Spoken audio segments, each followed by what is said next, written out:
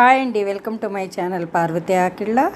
నేను ఈరోజు మీకు కొత్త ఆవకాయి, కొత్త మాగాయి, కాయ ఆవకాయి ఎలా పెట్టానో అందరూ పెట్టినట్టుగా కాకుండా మీకు మామూలుగా పెట్టిన తర్వాత ఏ ఏ పాళ్ళతో కలిపానో చూపిస్తున్నాను అన్నమాట. మీకు ఇగోనండి, ఇది ఆవకాయ, ఇది కాయ ఆవకాయ. తర్వాత ఇందులో వెల్లుల్లిపాయలు వేసాను అనమాట. ఆవకాయ కలిపిన తర్వాత తీసే దీనికి కొలత 4 గిన్నెలో ముక్కలు తీసుకుని ఒక గిన్నె కారము, ఒక గిన్నెతోటి కొలతను అనమాట. ఒక గిన్నె కారము, ఒక గిన్నె ఆవపొడి, కొద్దిగా తక్కువగా ఉప్పు, కొద్దిగా మెంతులు, నూనె, మంచి గానుగు నూనె తీసుకుని ఆవకాయ కలిపామన్నమాట. చాలా బాగుంది. ఆ కొలతలతోటి ఆవకాయ కలిపితే ఎంతో టేస్టీగా ఉందండి. కాయ కూడా చిన్న కాయ, ముక్కలు చిన్నగా వచ్చాయన్నమాట. వాటికి అందరూ పెట్టినట్టుగానే నేను కూడా ఆవకాయ అలాగే పెట్టానండి.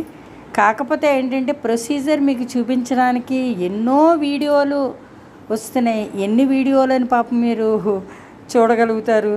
ఎందుకంటే అందరూ ఒకటే ప్రొసీజర్తో కలుపుతారు. కాకపోతే కాయలో అందరూ ఒక్కొక్క రకమైన కాయ తీసుకుంటారు కాబట్టి డిఫరెంట్గా ఆ టేస్ట్ కూడా ఆవకాయ ఆ రకంగా వస్తుంది. ఎవరికి ఏ పద్ధతులు అలవాటు అయితే అటువంటి కారాన్ని ఉపయోగిస్తారు. కారం కూడా ఇందులో మెయిన్ పార్ట్ అనమాట అండి. అలాగే మాగాయ ముక్కలు ఎండబెట్టేసి చక్కగాను ఉప్పులో పోసి ఎండబెట్టేశాను 3-4 రోజులు.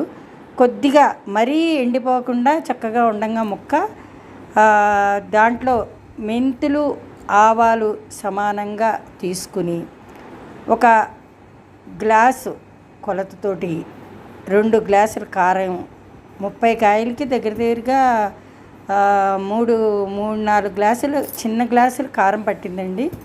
అలాగే మెంతిపొడి, ఆవపొడి కలిపింది, వేయించిన మెంతిపొడి ఆవపొడి కలిపింది 2 గ్లాసులు పోసాను. చిన్న గ్లాస్ అన్నమాట.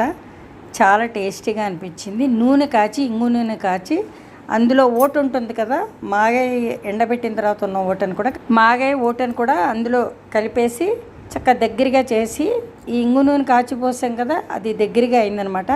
అయితే నాకు టెంకలు చాలా ఇష్టం అనమాట అండి. మా పెరుగులో తింటే చాలా బాగుంటుంది అనమాట ఈ ఊరిని టెంకలు. అందుకని టెంకలు వేశాను. చాలామంది వేసుకోరు, ఎందుకంటే దాంట్లో మీకు నూనె పీల్చేస్తుంది అని ఒక రకమైన అపోహ అనమాట. కానీ బాగానే ఉంటుందండి. కొంచెం నూనె అప్పుడప్పుడు చెక్ చేసి మనం మామూలుగా నూనె కాచి పోసుకుంటుంటే బాగుంటుంది అనమాట. మాగాయ చాలా రోజుల వరకు, అంటే ఏడాది వరకు నిలవ ఉండే మాగాయ అనమాట. ఇది చాలా టేస్టీగా బాగా వచ్చిందండి. Thank you for